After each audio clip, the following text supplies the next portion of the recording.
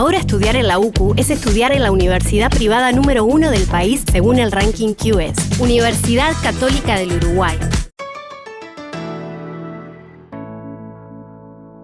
En el auditorio del Sodre se acerca un gran acontecimiento cultural. La semana próxima conoceremos una versión única y muy uruguaya de uno de los títulos más destacados del bel canto italiano, l'Elisir d'amore, de Donizetti.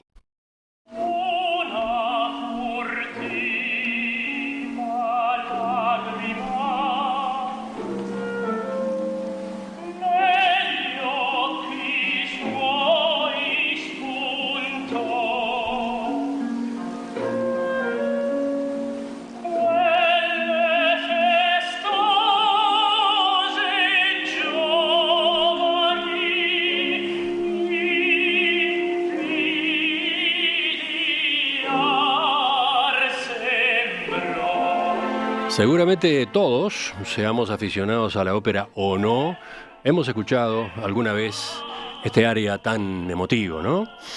¿Quién canta? Nemorino, el protagonista, cuando piensa que Adina, de quien está enamorado, también tiene sentimientos hacia él. Para asegurar ese amor, este hombre le compró al doctor Dulcamara una poción, un elixir del amor, que es el elemento central del espectáculo. En esta puesta en escena que se estrena el viernes 21, este clásico que Gaetano Donizetti compuso en 1832 se traslada a nuestra campaña en la banda oriental de comienzos del siglo XIX. Nemorino es un gaucho, Adina la propietaria de una estancia, y la ambientación se basa en la estética de las pinturas de Juan Manuel Blanes. Esta producción uruguaya, realizada en conjunto por el Sodre y Proópera, cuenta con dos elencos, uno nacional y otro extranjero, la dirección escénica y el vestuario de la irlandesa Vivian Hewitt, la batuta del español Miquel Ortega, la orquesta juvenil del Sodre, que debuta en este rubro, y el coro nacional. Seguramente ustedes se preguntan cómo surgió la idea de una adaptación así, qué dicen los artistas que la están preparando, qué esperan de una producción como esta. Vamos a averiguarlo, vamos a conversar en los próximos minutos sobre esta obra y esta apuesta con nuestros invitados, que son la soprano española Marga Cloquel. ¿Qué tal, Marga? Buenos días. El tenor argentino Juan Francisco Gatell. ¿Qué tal? Buenos días, muy bien. Juan Francisco, ¿cómo te decimos? Francisco. Ellos son los protagonistas, acá están con nosotros nada menos que los protagonistas principales. Está también el maestro catalán Miquel Ortega, director musical de esta apuesta. Miquel, bienvenido. Buenos días, ¿qué tal? Y para completar la mesa, desde nuestro elenco nos acompaña el melómeno de cabecera de Radio Mundo, Fernando Medina, director de Oír con los Ojos. ¿Qué tal, Fernando? Buen día, Emiliano, buen día para todos y gracias a los invitados por estar acá. Es un gustazo tenerlos y sobre todo a una hora como esta, ¿eh? Gracias por el madrugón. Empiezo preguntando, ¿cómo definen ustedes a este espectáculo? ¿Cómo definen l'Elisir d'amore en general, no? ¿Y comienza? El maestro. Bueno, el maestro, dicen todos. Bueno, que hable el maestro. Definir l'Elisir d'amore es una de las cumbres del bel canto cómico, ¿no? De estas óperas bufas o semibufas, en este caso, pues es difícil con una sola palabra. Pero se podría definir con una expresión, ¿no? También una expresión francesa, joie de vivre, ¿no? La alegría de vivir, a pesar del sufrimiento de Nemorino, que está enamoradísimo de Adina y cree que ella no le hace caso, cuando sí le hace caso, pero le hace sufrir un poquito, como corresponde. Entonces, ya digo, es simplemente eso, ¿no? Es un disfrute. Es un disfrute, exactamente, esta ópera. Por años que pasen. Yo la vi la primera vez siendo un niño y sigo disfrutando, quizá más todavía ahora, que han pasado, no voy a decir la cantidad de años, o sí, da igual. Bueno, pues casi 50 años desde que la vi siendo un niño en el liceo. Y en el Teatro en el Liceo Teatro de Barcelona. Donde luego trabajé muchos años como pianista y la verdad es que, bueno, ya digo, son obras que da igual los años que pasen, que siguen fascinando. Fernando. A propósito de ese disfrute y del carácter de clásico de El Elixir, hay un amante de la música para el que lo mejor de la ópera está, bueno, en Mozart o después en Wagner o en Verdi o en Puccini, por supuesto, y que a lo mejor siente que el bel canto, con el acento puesto en el virtuosismo vocal o en la belleza del sonido, del canto, de los protagonistas, bueno, no lo atrae tanto, porque, bueno, la orquesta no tiene un papel tan preponderante como lo va a tener en otros compositores más tarde, o porque el texto a lo mejor no tiene un carácter profundo o con alguna clase de carga, de significado. ¿Se equivoca en algo ese amante de la música? ¿Se está perdiendo de algo? Vamos a ver, hay que puntualizar mucho todo esto que muy bien has expuesto. Yo como melómano, porque aparte de músico soy melómano, me sigo disfrutando de la música. Sí. Yo también prefiero escuchar a Puccini, por ejemplo, ¿no? O sea, Puccini es mi compositor predilecto dentro del mundo de la ópera. Me gustan muchos, me gusta prácticamente todo lo que esté bien escrito, todo lo que funcione me gusta. Pero una de mis preferencias es Puccini, por supuesto. Digo por supuesto porque, no sé, desde muy pequeño que me gustaba ya Puccini. Pero luego yo siempre rompo una lanza a favor de compositores como Donizetti. O sea, Donizetti he escuchado cosas muy feas, incluso de aficionados, ¿no? Y entonces a mí eso me molesta porque hay que valorar lo que cada compositor sabía hacer. O sea, no se le puede negar a Donizetti una inventiva melódica increíble, cuidado, y no solo eso, y una gran construcción. O sea, cuando uno analiza, ya desde el punto de vista del profesional, uno analiza la partitura, se da cuenta que Donizetti es una persona que sabe estructurar muy bien. Entonces, la muestra son esos magníficos concertantes que él crea.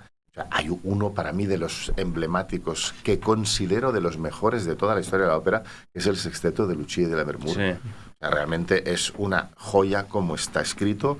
Y el final del primer acto de Elixir d'Amore. O sea, es un concertante al nivel de los mejores. Sí, exacto, sí. Bravo.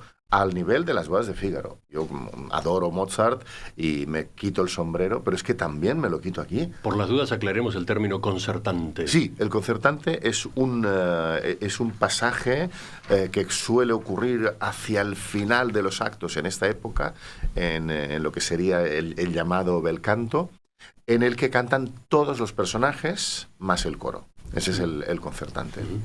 Bueno, ¿y qué dicen los cantantes? ¿Qué dicen de la defensa que acaba de hacer Miquel de Donizetti? Bueno, yo estoy de acuerdo, evidentemente, todo lo que dice el maestro. Mi visión es más particular porque no tengo los conocimientos tan orquestales que tiene él, pero yo lo que veo de Elixir d'Amore es la rabiosa actualidad del argumento que tiene. Eso, la paleta emocional que describe es tremendamente actual. Yo creo que cuando empecé a estudiar la partitura, que es una de estas partituras que antes de estudiártela ya te sabes muchos trozos, porque los has oído mucho, porque cuando has cantado otras óperas de Donizetti, esa música ya lo tiene. Yo había cantado ya Don Pasquale, he cantado Lucia, y bueno, cómo dibuja él el mundo emocional, cómo se comportan los personajes, te das cuenta que, para mí, mi opinión, te das cuenta que todos tenemos un poco de Dulcamara, todos tenemos un poco de Adina, todos a lo largo de la vida hemos hecho un poco de cada personaje, hemos vivido situaciones, la desesperación de Nemorino cuando no te hacen caso, la necesidad de Adina de ser mirada siempre, de que alguien esté pendiente de ella, y cuando no le está, ya no le va tan bien, ¿no? El intentar vender humo que hace muchas veces Dulcamara, sabiendo que lo que vendes es un vino cualquiera, pero no a es veces un elixir. No es un elixir. Pero que a veces cuando te venden una cosa como un elixir, te crees que es un elixir y luego ves todo tu potencial pensándote que es artificial y al final te das cuenta que es tuyo. Bueno, esa paleta que tiene Elixir me parece, bueno, y Janetta también, no olvidemos a Janetta y a Belcore, o sea, todos, me parece que todos hemos vivido momentos de ser algún personaje y eso es para siempre, eso es lo que hace la ópera intemporal y que a veces la gente se queja que parece que el público es público mayor, pero el público no se acaba nunca. Porque uno cuando va creciendo va entendiendo toda esa paleta de emociones que cuando tienes 20 años te han pasado poquitas cosas, tampoco no la entiendes. Y yo creo que cuando me he ido haciendo mayor me he dado cuenta que por eso se llega un poquito más tarde a la ópera, porque es muy complejo y porque hay mucha información tanto musical como emocional para entender también. Entonces mi experiencia al Elixir ha sido desde estas partes que musicalmente, conociendo otras óperas de Donizetti, me han hecho llegar de esta manera. ¿Y a ti, Francisco? ¿Por dónde te llega? Me llega por todos lados, pero en particular pensando en sí, es cierto que el bel canto se centra en las melodías, etcétera, pero el texto del Elixir, sin ser pretencioso, sin ser para nada rebuscado, tiene una profundidad enorme en su simplicidad. Y me hizo pensar mucho a Mozart en ese sentido también. Las melodías, en eso ponía el acento Miquel. ¿Cómo ves esa parte? Y las melodías, Elixir como Lucia es un compendio de grandes hitos. Es que no hay una... Grandes hits. Exacto. No hay una que no la hayamos oído todos. O claramente la furtiva lágrima, incluso quien no sabe de ópera, quien no ha escuchado nunca la ópera. Pero el resto de las... Es rara una parte del Elixir, como de Lucia, que no hayamos oído. Y son así de famosas las piezas porque son una obra maestra detrás de la otra. ¿Y cómo es esto de trasladar la historia del Elixir d'Amore a la banda oriental, acá, en esta tierra, en los tiempos de Artigas? Pues la verdad es que cuando me lo comentaron, cuando Vivian Hewitt me comentó esta idea, a mí me pareció muy buena porque siempre he defendido que lo más importante, desde mi punto de vista, es el respeto y la fidelidad al texto. O sea, soy una persona que además de la música me gusta muchísimo el teatro, me gusta mucho el cine y hay veces que me molesta cuando se cambia el sentido, porque bueno, los autores, en este caso Donizetti la música, Felice Romani inspirado en Scribe hace el libreto de esta obra. Pero lo que me gustó es que no cambia absolutamente nada el sentido. O sea, es una historia que puede ocurrir perfectamente donde la estamos ambientando, ¿no? Aquí en Uruguay, en esa época. Con lo cual me pareció una buena idea. Realmente está siendo una puesta en escena muy musical. O sea, Vivian es una persona que conoce muy bien el género operístico. Me encanta cuando ensaya y canta todos los roles y os hace los ejemplos cantando, es magnífica, ¿no? En este aspecto dices, qué bien, y ves la fidelidad. Claro, no cambia nada el sentido de la obra y eso es lo que a mí me ha fascinado y creo que es un aliciente, ¿no? También para el público de acá, ver a Nemorino, que es un gaucho, y bueno, todo el ballet popular que participa en la obra, pues la verdad es que yo creo que es un aliciente añadido. En este caso no habría traslación en el tiempo. Sí habría traslación en el lugar. En el lugar. En la ubicación geográfica. En el lugar, sí. Porque la ópera es de 1830. ¿no? Exactamente, sí. Y originalmente ocurre ¿dónde? ¿En el País Vasco? Originalmente en el País Vasco, con lo cual es una traslación que no afecta para nada al argumento ni a la fidelidad de lo que pretenden sus autores. Fernando, ¿tú sobre este aspecto? Sí. ¿Cómo vas? Primero vale la pena recordar lo que significan esos movimientos, ¿no? Porque alguno puede pensar cuando decimos que una producción de ópera va a ambientar una determinada obra en otro lugar, a veces, muchas veces en otro tiempo. Eso no significa, en el caso de la ópera, por lo menos hasta ahora hemos tenido algún antecedente disperso por acá o por allá, que se cambie nada, como decía el maestro, del texto. Es decir, los personajes van a hacer la misma obra desde el punto de vista musical y lo que cambia es lo visual, lo que tiene que ver, bueno, con la escenografía, con los vestuarios, con los movimientos de los personajes. Luego siempre es un misterio, ¿no? Cómo va a reaccionar el público. tenemos muy ubicado allá en los años 70, cuando se cumplieron los 100 años del anillo del Nibelungo, aquel anillo de Geró con Boulez en Bayreuth, en que de pronto no teníamos un mundo de mitos nórdicos, sino la revolución industrial, los dioses vestidos de traje, los nibelungos asemejados a obreros en una planta trabajando como esclavos. Y bueno, entonces una reacción que se movía entre el escándalo de los tradicionalistas y gente que podía apreciar, como decía el maestro, lo teatral, que valoró ese movimiento, ¿no? Tan sorprendente, tan disruptivo. ¿Cómo se deciden esas cosas? ¿Cómo digamos, una puesta en escena confía en que va a funcionar, en que de pronto Nemorino, que es un personaje que canta líricamente en italiano, puede aparecer vestido de gaucho acá en la banda oriental y va a seguir siendo él mismo? Sí, yo creo que la base es esa, es ser fiel al argumento. Me ha gustado que has mencionado ese anillo del Nibelungo, sí, porque yo lo disfruté mucho. Yo era adolescente en aquel momento y me acuerdo que me volví loco para grabarlos en VHS y luego, por supuesto, los compré primero en VHS y años más tarde en DVD, porque me pareció una gran apuesta. Entonces es una muy buena comparación de ver cómo algo que, en cierto modo disruptivo, ¿no? Está manteniendo la esencia. Y aquí es lo que estoy viviendo yo estos días, que se mantiene la esencia. Entonces da igual que ocurra en Uruguay, que sean gauchos, porque no estoy percibiendo ningún cambio sustancial a lo que realmente proponen Romani y Donizetti. Esa China que es Adina, en este caso, si va a estar caracterizada de ese modo, leyendo la historia de Tristán e Isolda, no sé si cambian ese detallecito en la apuesta, lo descubriremos. No, eso está ahí. Sigue siendo muy convincente, ¿sí? Es ella misma.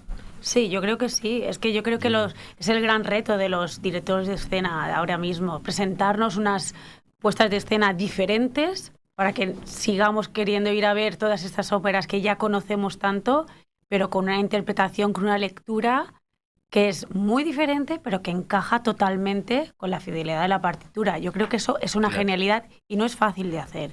Y en este caso la maestra está siendo brillante, porque nos sentimos... ¿A quién te refieres como la maestra? A Vivian, sí. Está siendo brillante porque nosotros estamos haciendo la Adina y el Nemorino que haríamos en cualquier producción. Sí. Y que se pueda acercar la cultura popular de aquí con la cultura de teatro, a mí eso me parece brillante. Sí. Es Francisco, que es el rioplatense de este elenco. A ver. Es cierto, nombrabas antes un gaucho cantando en italiano, sí, pero es que en el original es un vasco cantando en italiano. Sí, claro. Igual la traslación... Ya había algún cortocircuito en el original, digamos. Y es, como decía Marga antes, es una historia tan universal que la podemos ambientar muy fácilmente en cualquier sitio y llevarla a un lugar y a un tiempo que todos aquí conocen muy bien, va a dar muchos elementos para que la gente se identifique más con lo que está pasando y reconozcan con mayor inmediatez. Claro, hasta se resignifica lo universal de la obra. Claro. Con ese movimiento. Ha habido adaptaciones de todo tipo. A ti mismo, Francisco, te ha tocado participar, por ejemplo, en una apuesta, que era la que estábamos escuchando en la introducción, de hace 15, 16 años. Sí. ¿Dónde? En Bolonia. En Bolonia, 2010. Que era completamente contemporánea. Sí, y fue mi primer elixir ese. Estaba ambientada en una escuela de arte y Nemorino era el chico que ¿cómo se dice en Uruguay? Lo buleaban, le hacían bullying. Se sufría bullying. Sí, se puede decir así. Sí. Y me tocó hacer esa, hice otra producción hermosa también que transcurría en Estados Unidos en el medio del campo como si fuera un chicken fry. Y Nemorino tenía que hacer la publicidad vestido de pollo. Claro. Todo lo que sea ridiculizar a Nemorino funciona en el elixir. Seguimos adelantándonos a esta versión uruguaya, pero con elenco invitado del exterior, de L'Elixir d'Amore, de Donizetti, esta que se viene. ¿Fernando? Hablando de una furtiva lágrima, cada ópera tiene su momento estelar. Supongo que en Lucia es la escena de la locura. Bueno, cada ópera puede tener un momento señalado y acaso todos vamos a estar de acuerdo en que esa área, acaso muy popularizada por el cine también, ¿no? Una furtiva lágrima es un momento de muchísimo realce. Yo pensaba, fue uno de los últimos papeles de Caruso, Nemorino. Es bastante mítico eso. Cuando ya estaba enfermo e insistía Caruso en cantar, luego las grabaciones de Enrico Caruso haciendo una furtiva lágrima son tan populares que uno puede llegar a pensar que el que está en la platea de un teatro viendo una producción de El Elixir un poco busca esa referencia. Tiene que sonar parecido. Claro, pero pasó mucho tiempo. Sigue siendo una referencia. Es inevitable. Es enfrentarse con Caruso y con Pavarotti. Todo el mundo tiene también Pavarotti. Quien no tiene Caruso tiene a Pavarotti en el oído y es ponerse ahí. En el momento uno no lo piensa, pero se sabe que todo el mundo espera un poco eso. Y no es eso lo que va a llegar. Yo no soy ni Caruso ni Pavarotti. En cambio, Nemorino es un rol que pueden cantar tenores de muy distintas cualidades. Yo mismo, cuando empecé, era mucho más ligero de lo que soy ahora. Y lo han cantado tenores desde Caruso o más dramáticos hasta Juan Diego Flores, que es mucho más ligero. Y a todos los tenores en su campo les queda muy bien y se puede hacer muy bien con muy distintas vocalidades. Es un área de gran lucimiento en una ópera clásica del bel canto, pero en la que hay un elemento emocional muy importante, casi tan importante como el virtuosístico, digamos, melancólico, en fin, que hasta permite otra clase de exploración que no solo la del lucimiento vocal, ¿no? Sí, es un misterio. La historia cuenta que el aria no estaba y la agregó luego Donizetti, no sé si a pedido del tenor era, pero la agregó después, o que le decían que no encajaba con el argumento. Es como un momento en el que se para todo y este muchacho canta un aria completamente melancólica, pero hablando de la felicidad de sentirse correspondido. Es un misterio muy grande. Es un contraste entre lo que está diciendo.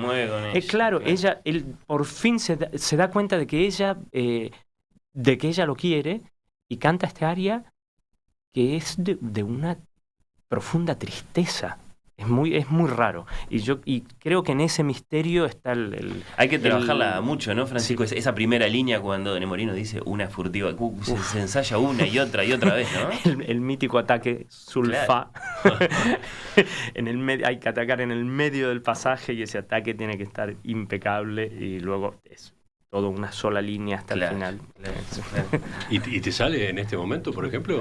¿Te sale? Sí, siempre sale distinto. ¿Eres capaz? Sí. ¿Eres capaz? Sí. ¿Te podemos pedir un anticipo? Ahora mismo. A esta hora de la madrugada. Por lo menos para saber cómo es el encare de este artista en particular, ¿no? Sí, y cómo se diferencia del que escuchamos hace un rato, de él mismo, no con el volumen de un de hace 15 años. Bueno, tú contabas que lo fuiste cambiando, madurando, ¿no? Sí, porque cuando hace 15 años tenía 15 años menos y mi voz era mucho más ligera y cambiaba, cubría los sonidos. Hay un punto en la voz en la que para llegar a los agudos hay que girar el sonido y yo lo giraba en notas más agudas de lo que lo hago ahora y el efecto estético es completamente distinto. Claro. Entonces, ¿podemos escucharte? Me tira un fa. A ver. Suena buenísimo a esta hora de la mañana. Miquel es el diapasón acá. A ver. Una furtiva lágrima. Tendrá que salir mucho mejor. Claro, pero a las 8 de la mañana, bravo. Sí, pero nos aproximamos bien. Estamos mejor preparados, estamos más enganchados. Enseguida retomamos la entrevista con Marga Cloquel, Juan Francisco Gatell y Miquel Ortega. ¿Se imaginan qué pasaría si una de las óperas italianas más famosas fuera ambientada en la banda oriental, acá, en los tiempos de Artigas?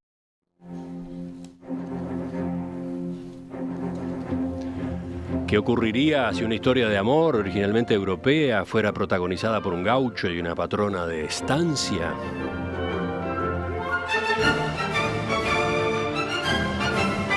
Eso es lo que encontraremos en la versión de L'Elisir d'Amore de Gaetano Donizetti, que se estrena la semana próxima en una coproducción del Sodre y Pro Ópera.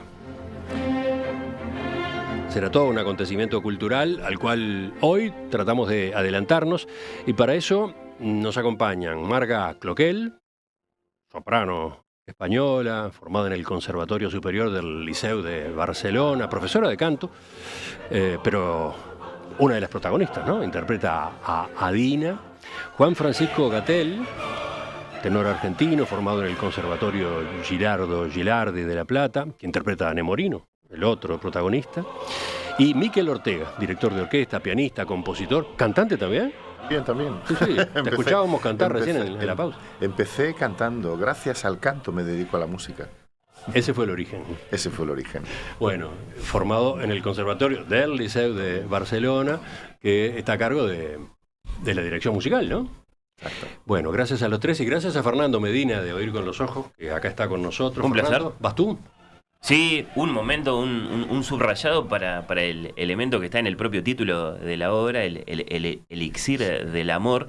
¿Cómo lo usa Donizetti el tópico del filtro amoroso? Que después en la música, y es significativo que en el comienzo de la historia Adina esté leyendo la historia. Bueno, lo vamos a identificar mucho con Isolda, salvo que con un carácter trágico, por supuesto. Acá, ¿qué clase de recurso de enredos es el elixir? Bueno, a mí me parece una genialidad, parte por supuesto del filtro, de la obra de Scribe, y bueno, esa ¿Cómo es eso, el filtro, Uh-huh. el filtro, ¿no? Entonces la idea de leer la historia de una forma cómica, yo creo que es un buen preámbulo, ¿no? A que luego de repente llega Dulcamara, y como Nemorino escuchó a Adina contar la historia de Tristán y Isolda, se olvida el otro pobre, bueno, pobre no, que es un pillo, Dulcamara. Tengo que decir que es mi personaje preferido, me hace muchísima gracia el personaje de Dulcamara. Entonces cuando dice, avreste voi per caso la banda amorosa della regina Isotta, el otro, ¿qué cosa? No tiene ni idea de lo que es. Entonces cuando ya le explica, sí, claro, Dulcamara aprovecha, lo que quiere es vender ese vino, ¿no? Bordeaux non Elisir. Aquí se dice el nombre del Tanat. Vino, ¿cuál es? Tanat.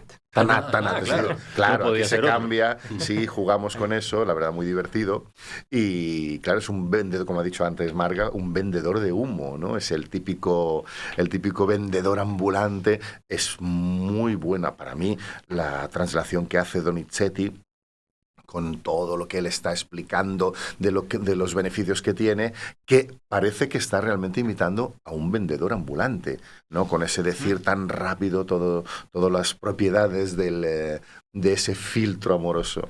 De ese vino para enamorar. Y a propósito de Adina, yo supongo que debe ser difícil tanto cantarla en sus momentos más pedantes, más arrogantes, más altaneros, como después cuando ella se quiebra y es una auténtica enamorada. Pero en definitiva, capaz que lo más difícil de todo es hacer el tránsito de una cosa a la otra, ¿no? Sí, para lo que ve el espectador.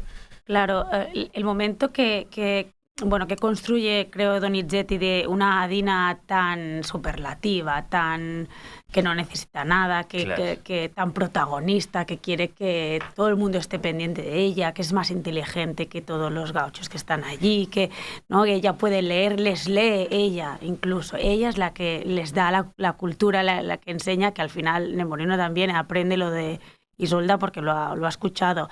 Esa manera de hacer tan altiva. Para mí un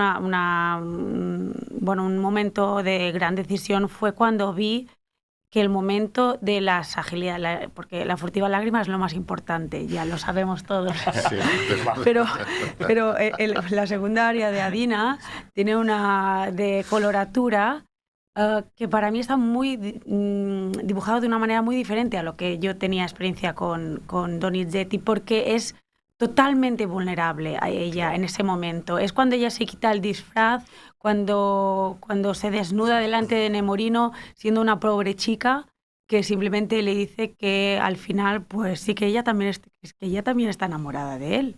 Y cuando ella ha visto que él le ha dicho no, él ha tomado una decisión, ha dicho no, mira, pues yo si es así, yo prefiero que me maten en la guerra que quedarme aquí porque hace mucho tiempo que te estoy esperando, si no, él toma una decisión. Es cuando ella ve que él se ha convertido en un hombre, ha empezado a tomar decisiones y eso a todas las mujeres les gusta, ¿no? Entonces la parte del aria diferente a lo mejor a Lucia o a Norina de Don Pasquale, que es más fuerte, ahí es de una vulnerabilidad y una exigencia técnica que cuesta de ponerlas ahí juntas, me parece. Tenemos ese momento, ¿no? Creo que hay una referencia con una voz más o menos famosa. A ver, a escuchar.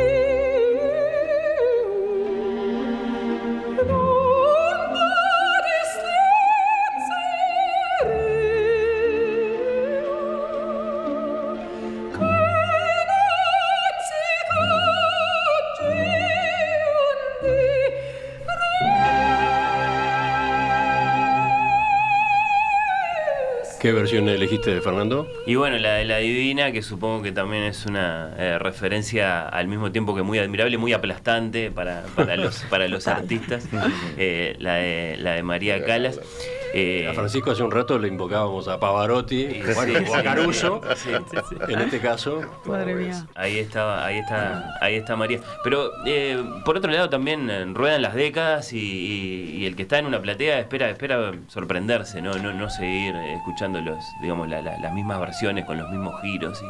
Bueno, es que nosotros creo que nos volveríamos locos intentando. Eso no puede ser. Al final, yo creo que subimos al escenario con la generosidad de darle al público lo que nosotros somos, claro, sin intentar parecerse a uno, porque eso es imposible. Y yo creo que es importante ser honesto con uno mismo y subirse al escenario y decir, yo os puedo dar todo eso con todo mi corazón. Más bien, menos bien, pero eso es lo que yo sé hacer y os vengo a entregar todo lo que yo puedo leer de Adina, con las indicaciones que nos han ayudado, con todas las directrices que nos dan y que nos ayudan a construir este personaje, pero creo que es muy importante para un cantante intentar salir de ese lo hace mejor, porque al final te contamina mucho, te podría hacer estar inseguro y eso sí que no te lo podrías permitir en el escenario. Uno tiene que defender lo suyo, estés bien, estés constipado, estés no sé qué, te toca una partitura, te ha tocado un compañero más, ¿no? Pasan muchas cosas y al final vamos a hacer una cosa con sinceridad, con amor y eso yo creo que al final es lo que a la gente le puede llegar, ¿no? Coger lo bueno de todos, intentar que el espectáculo, yo creo que cuanto más lo haces en ese sentido, más puede crecer. ¿Cuánto sube la exigencia de parte del maestro cuando es bel canto, ¿no? Que cuando, por ejemplo, respecto de cuando es verismo, que uno entiende que se supone que el artista puede ser más comunicativo, permitirse hasta llorar en un punto. Cuando es bel canto, hay unos estándares con respecto a los géneros. Vamos a ver, ¿No se puede jugar? Yo parto de la base de que en todo, ya sea verismo, bel canto, sinfonismo, o sea, da igual el género, yo parto de la base de la fidelidad al autor, lo máximo que se pueda. Como dijo una vez Ricardo Muti, un grandísimo director de orquesta, gran conocedor de tantos y tantos compositores, pero sobre todo de Verdi, él mismo lo dice, ¿no? Le escuché una frase que me gustó mucho, que decía: yo he intentado siempre ser lo más fiel posible a la partitura, lo que escribió el maestro Verdi. Dice: cuando yo me muera, si me encuentro con él en el más allá, espero que no me diga te has equivocado. Entonces, me expongo a eso, ¿no? Algo así dijo. Dice: yo siempre he intentado ser lo más fiel posible. La fidelidad viene sobre todo por una muy buena lectura de la partitura y por un profundo análisis. Que mucha gente se olvida del análisis de la obra y solo leemos notas. No, eso no basta. Hay que analizar. Entonces, desde ese punto de vista... En la partitura no está todo, por otro lado. Claro, en la partitura tú lo que tienes que ver es ponerte en el lugar del compositor. Eso es lo más difícil. Yo tengo una pequeña ventaja y es que soy compositor también. Entonces, me ayuda el pensar, eso se lo escuché también a Bernstein, otro grandísimo director de orquesta, que también era compositor. Claro, yo voy a lo que es... ¿cómo decir? La parte anterior a que exista la partitura, si es el pensamiento del compositor, ¿no? ¿Cómo estructura? Por eso antes hablé de la estructura de Donizetti, que me parece que es algo que no es que se menosprecie, es que no se habla de ello. Y realmente Donizetti es un gran constructor de escenas. Tú ves la forma, claro, las formas musicales tienen que tener una estructura, porque si no se cae el edificio, y está muy bien estructurado. Entonces, partiendo de esa base, pues yo intento pedir, sobre todo a los cantantes, a la orquesta también, pero con la orquesta quizás más fácil en el bel canto, pedirles a los cantantes esa fidelidad, pero también respetando algunos momentos en los que ellos pueden tener o deben tener la potestad de expresar. Hay una cosa muy clara, sobre todo, ya digo, en este estilo, que cuando el compositor escribe col canto, o con la voce, a veces casi siempre es col canto, con el canto, el director tiene que ceder el protagonismo al cantante, ¿no? Sabemos que en el bel canto, eso no nos engaña a nadie, el protagonista es el cantante. O sea, la orquesta acompaña, es muy difícil, porque acompañar es muy difícil, realmente, pero en esos momentos tiene todavía más potestad el cantante, y eso hay que saber verlo desde el punto de vista del director. El director solo debe intervenir ahí si ve que esa vamos a llamarla libertad del cantante, se convierte en algo de mal gusto, cosa que no ocurre ahora. Pero ahí sí que puede entrar como árbitro. Es decir, a ver, nos estamos alejando de lo que seguramente quería el compositor. No lo sabemos a ciencia cierta porque no lo tenemos delante. Pero sí tenemos una serie de elementos, ¿no? Como os decía, de análisis para saber más o menos cuáles son las intenciones del autor. Pero se puede dejar llevar un poco, no se tiene que limitar a obedecer. Claro, exactamente. Bueno. Y ahí hay que dar también esos momentos de cierta libertad. Enseguida, ya en la última parte de esta entrevista a tres voces, quiero conocer cómo viene la cocina de esta producción, cómo se están sintiendo, qué está pasando en los ensayos, qué está pasando en la preparación de la escenografía, el vestuario. A propósito de esta versión de Elixir d'Amore, la que veremos en el Auditorio del Sodre a fines de la semana próxima, esta que se ambienta acá nomás, en la banda oriental, a comienzos del siglo XIX. Esa pregunta que quedaba planteada sobre por qué, cómo funciona. Hay un oyente, Nacho, que hace notar lo siguiente, ¿no? Donizetti estaba presente tangencialmente en nuestro himno nacional. Sí. Lo hemos hablado. De hecho, si vale la pregunta sobre el melodismo de Donizetti para el Elixir o para Lucia, bueno, para cualquiera de sus grandes obras, vale también sí para algo que nos toca más directamente por esa vieja historia de Lucrezia Borgia y el himno. Lauro Ayestarán lo arbitró muy bien eso. Inspiración melódica, no plagio. Parece que Francisco de Bali, ese húngaro que andaba por acá cuando hizo la música del himno, tenía alguna melodía de Donizetti bailando en su cabeza y la reprodujo un poco en nuestro propio himno. Estamos con Marga, con Francisco, con Miquel, que tienen largas trayectorias internacionales en el mundo de la ópera. Por eso mismo quiero preguntarles ahora cómo les está resultando el trabajo acá, el trabajo con el equipo de producción del Sodre, por ejemplo, con el taller de escenografía, con el vestuario. ¿Cómo viene esa cocina? ¿Quiénes se largan? ¿Le pasa la pelota a los cantantes? Sí, porque... Muy bien, muy bien. Estamos viendo en pantalla un video que reseña, que muestra alguno de esos entretelones.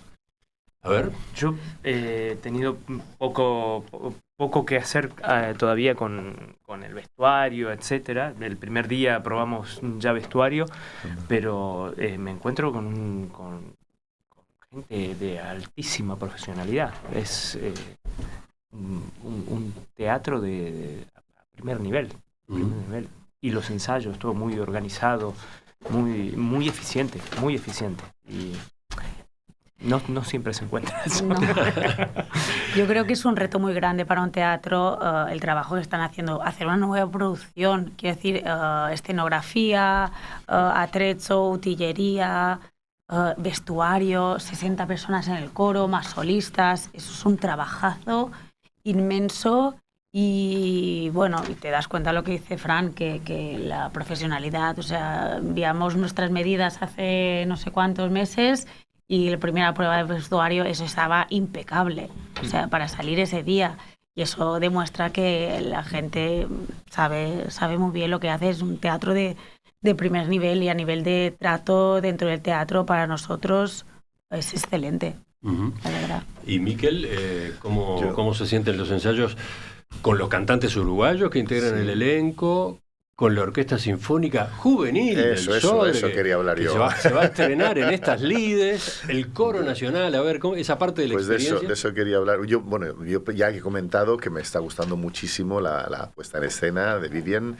Estoy disfrutando mucho de ver la musicalidad y la fidelidad a la obra, ¿no? Porque al final siempre es el respeto a los autores, pero tengo que decir, ayer fue la primera lectura, el primer ensayo con la Orquesta Juvenil, y yo ya venía muy motivado porque acabo de estar dirigiendo la Orquesta Juvenil de la Filarmónica de Bogotá hace pocos días.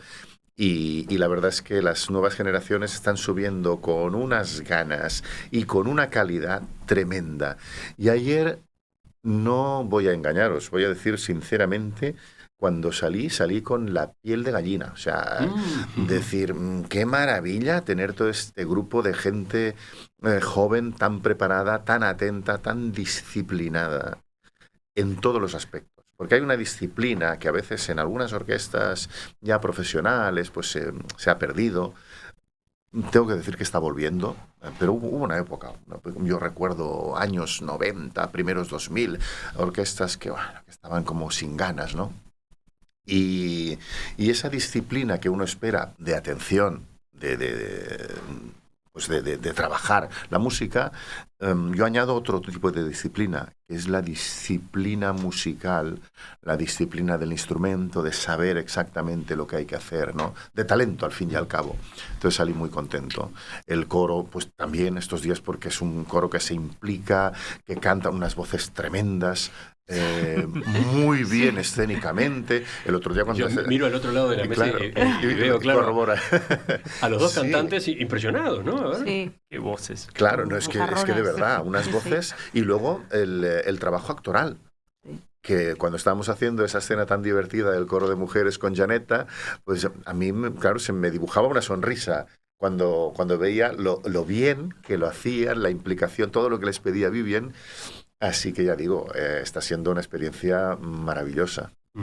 Fernando, ¿cómo te resultan estos comentarios? Bueno, me preguntaba, escuchándolos, ¿qué prefiere un director? Bueno, ¿qué prefieren todos los artistas de cara a un Elixir, a un Donizetti? Porque en Montevideo tenemos un teatro decimonónico, italiano, en Herradura, que es el Solís. Pero este Donizetti va a ser en el Sodre, una sala moderna, grande, con un foso grande, con un escenario grande, es ventajoso, añade desafíos a la emisión del sonido de cara a la sala. Yo todavía no he escuchado el sonido en la sala, porque estamos ensayando en la sala me refiero en el falta ese teatro. descubrimiento Claro, todavía. porque las lecturas se hacen en otro tipo de salas y es verdad que cambia la acústica. Entonces estoy a la espera de ver la acústica del teatro para saber lo que adaptar.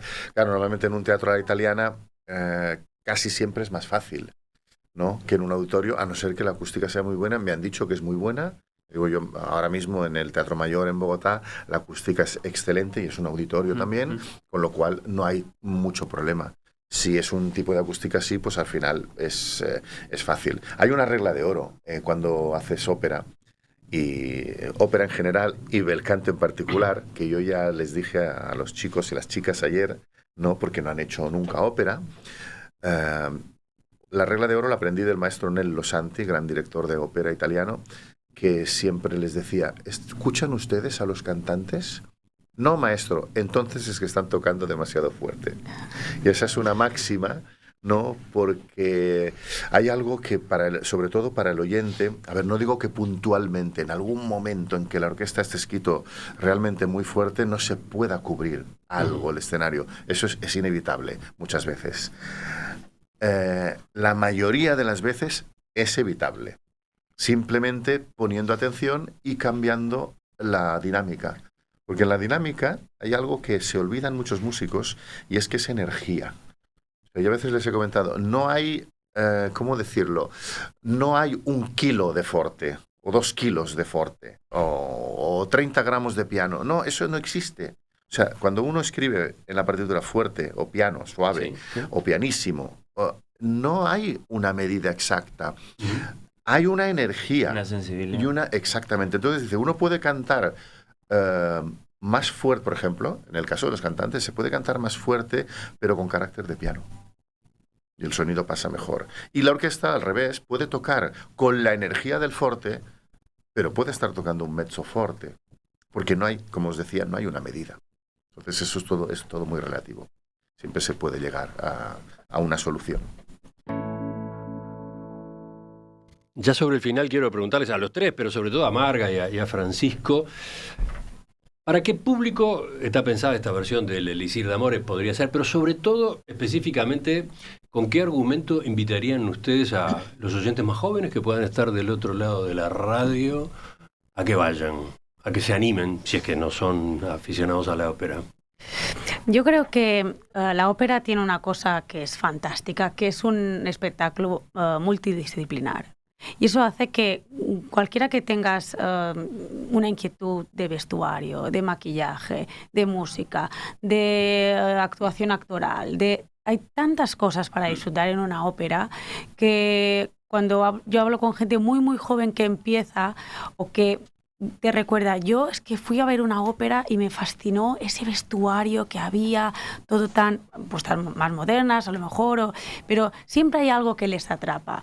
En este caso también juntamos la cultura popular y a lo mejor las pinturas de Blanes que a lo mejor no han tenido ocasión de verlos. Es una manera de poder conocer un punto más de lo que es su cultura propia. Entonces hay que arriesgarse y hay que ir a la ópera a ver cómo lo siente, qué te entra por la piel, porque a cada uno nos entra cosas diferentes de la ópera y creo que es de los espectáculos más completos, con más prismas. Y eso es una cosa que en un mundo que estamos con las redes, enganchados en los móviles, que hay tanta información visual, poderse ir a sentar durante unas horas y ver qué nos pasa en el cuerpo, no solo en la mente, sino qué nos entra, creo que es un ejercicio valuoso y diría que necesario para la gente joven y para la que no es tan joven también, pero también para la gente joven, donde la inmediatez hace que a veces nos perdamos muchos detalles y allí tenemos la calma para ver cómo nos impresiona lo que nos ofrecen. Un buen argumento. Marga largó con un buen argumento. ¿Y Francisco, cuál agrega? Que hay ópera para todos, que está esta idea un poco generalizada de la ópera como algo viejo y que yo cada vez que he llevado a alguien a ver la ópera, como decía Marga, se quedan encantados y vuelven solos. Y Y decir no me gusta la ópera es como decir no me gusta el cine. Hay de todo. Hay películas de todo género, hay óperas de todo género. Hay que encontrar el que vale para cada uno. Y más aún en estas épocas, con las puestas nuevas en escena que se están haciendo, es mucho más alcance de la mano de los jóvenes. No está tan lejos como creen. No hay que saber nada en particular para ir a ver la ópera. Es ir, sentarse y disfrutar de un espectáculo como cualquier otro.